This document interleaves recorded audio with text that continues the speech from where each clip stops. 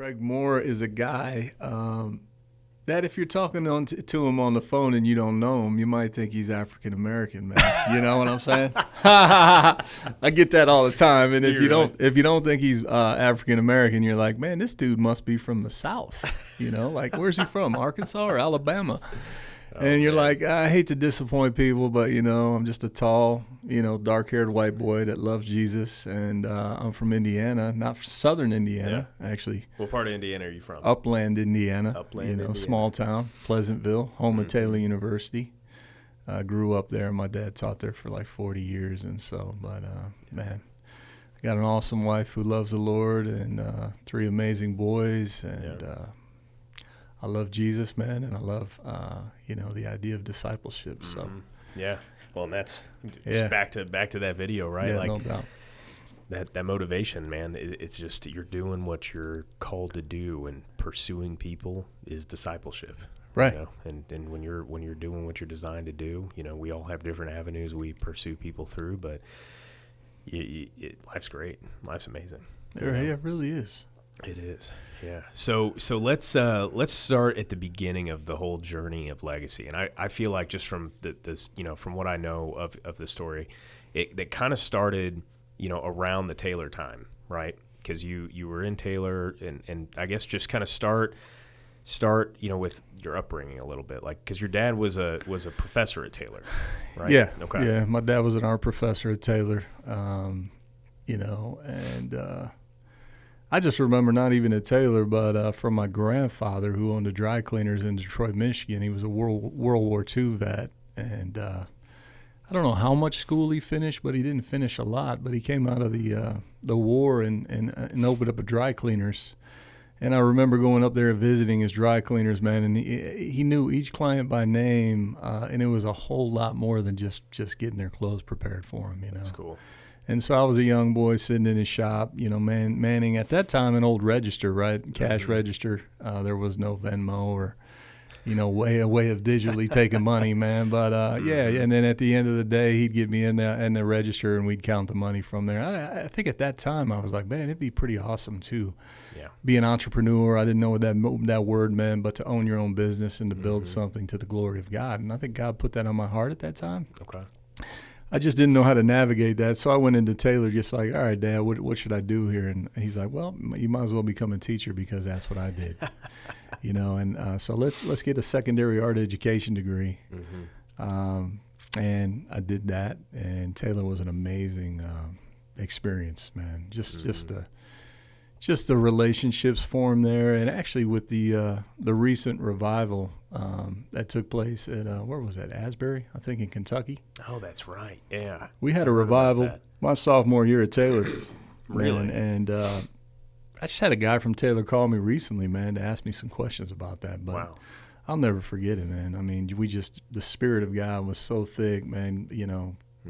We're just confessing sin and asking the Lord to change us, and we didn't want to leave. You know, I don't know if you've ever encountered the Lord like that, where you're like, all right, we don't want to leave His presence right now. Right. We want to stay here. But planted that idea as a young kid. Went through Taylor, became an art teacher. Always loved basketball. I think, you know, if you were like, hey, Craig, what would your dream job be? I'd be like, man, I'd love to be like a Division I basketball coach. Okay. You know? So not an NBA player, but a Division I basketball coach. I don't know. That's There's something about coaching people, man. It's just like, well, it probably goes hand in hand with discipleship. Like there's something about athletics and training and getting a group of people together and saying, all right, what are our goals, and let's go after and get it. You know, and I don't know, man. It's just so in my wheelhouse. Yeah. Pretty passionate about that. So, but went out of college and moved up to Chicago and started teaching high school art, coached some basketball. So, how many years did you teach high school art for? 10 years, man. Okay. 10 years, which is pretty crazy. Yeah. So you would have graduated at what, 24, 25? Graduated college? I graduated, I took a year and a half extra, which is good. I think we call that a fifth year senior, something like that. That's one of those deals, man. I don't want to be done with college because I don't know what I want to do, and it's too good. It's fun. A good thing I did because I met my wife in that senior and a half year. Oh, did you really? Yeah. Okay. That's awesome. Which was God's plan. Because that later down the road led you into the insurance business. Exactly. Right? So, I guess, so you taught in Chicago for 10 years, right? Yep. And what about teaching, like, why did you leave teaching? What did you enjoy about it, and then why did you leave it? I mean, again, impacting young men. I still, there's a guy. I mean, I still stay in touch with some of my students that I had when I first started teaching. So I loved that part of it a lot, but I didn't love the not being in control of your own time was a big thing, and it really got kind of monotonous. For just kind of the same thing every day. So I was getting bored and asking God, hey, I don't want to do this for the rest of my life if I'm not passionate about it. Life's too short not to do that. And so, Lord, what's next? And you start having those conversations with the Lord. Hey, what's next? I know you have more for me, so just open up some of the right doors for that to happen. Yeah. So what doors opened that led you to insurance?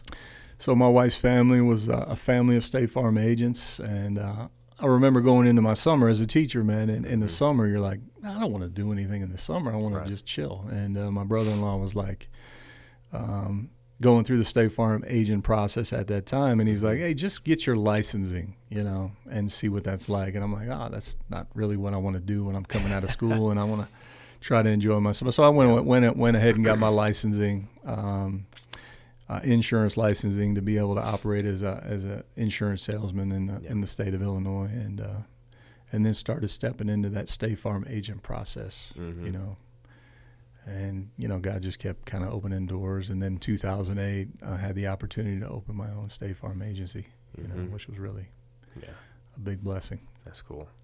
So then, years later, we fast forward. At this point, you've had, two kids, right? By the time you get to Legacy. Oh, yeah. They would have been around a while, I guess. Yeah. And then what happens when Legacy gets started? Legacy was birthed out of, a tough season. Okay. You're a State Farm agent. You love what you're doing, but God, I don't know if you've had this. I'm sure you had, where God really put on my heart, like, you're not going to be a State Farm agent for the rest of your life. Yeah. And so I'm like, okay, Lord, I get it. And then so 10 years of being a State Farm agent, which was a really good career, but I knew it wasn't the career.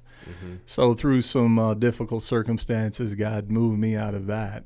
And in the midst of that transition, birthed the idea of Legacy and being an independent agency. And, God just putting the right pieces together for that to happen. That happened in 2017. And then 2018, we really got rolling. And then just God started bringing the right partnerships to the table, all the right insurance companies, the right people to do it with. Some of my team members that were with me at State Farm came over to Legacy, and then looking for the right partner. I always had a dream, man, to have markets outside of Illinois and give people opportunities to be business owners, man. And so you were a direct answer to prayer, man, how that all came down. I was driving down here today thinking, I remember the first trip down here to meet you. We're having a cup of coffee, and you're like, all right, Lord, what do you want to do with this, And, man, just God, like, confirming to me and you. Because you left a lucrative career, man, and you're like, all right, I see it. I want to be a part of it, and I know God's in it. And you stepped away from something that was really good into something that's even better. So, and of course, it was a big risk, but I mean, that's what I'd been praying about too. Yeah. Like, where's the next step? Because I knew what I was doing wasn't what I wanted to do for the rest of my life. I had made peace with finally, I'm good at it. I'm making a lot of money doing it. Yeah. And, I know that if I can do this for 20 years or 25 years, I'm going to get to 55, put a bunch of money away, buy a bunch of stock options, and retire. And then I'll disappear to the mountains in Idaho and never be seen again, Yeah. And that's not what God had in store for me. I've been praying about some, a startup opportunity, and I didn't know what it was, and I hadn't quite found the vision for what I wanted to do yet. And again, God's laughed at all of my plans, so there's no point in even trying to put a plan to that. I'll be planning, but never have a set plan. And Right. I just knew that I wanted to be a business owner. I wanted to be an entrepreneur, and honestly, that so much of the time that I spent in the car, having all that windshield time, without that and the amount of podcasts and books I listened to through that drive time, through that windshield time, I wouldn't have developed to the point, I think, of either being able to do it or having the different ideas to look outside of what traditional business and traditional, basically what everybody else gets into. But I knew that wasn't what made me happy. That's not what I wanted. Yeah. And I mean, it was an answer to prayer for me as well. Yeah. I didn't know what I wanted to start up. I just wanted to be a part of something, Right. and I wanted to be help create it from the ground up. And I know that no matter what, it's gonna reap rewards way greater than what we would have ever imagined. Even at where I was before. No doubt. And that, I'm sure it'll be financially, but I'm sure it's going to be in lifestyle and in who we get to impact and whatnot as well. Yeah. Going into that, what was it, a year and a half in is when I went through a really hard time with Monica, my wife. And if I had been anywhere else, at Tom James, I had good people around me, but the business came first still, and I don't know if I would have been anywhere else if I would have had the right support to make that come out the right way, the way that God wanted it to come out, That's good. And we made it through that, and marriage has been incredible since. Yeah. So that's something I'm incredibly blessed to have been in at the time.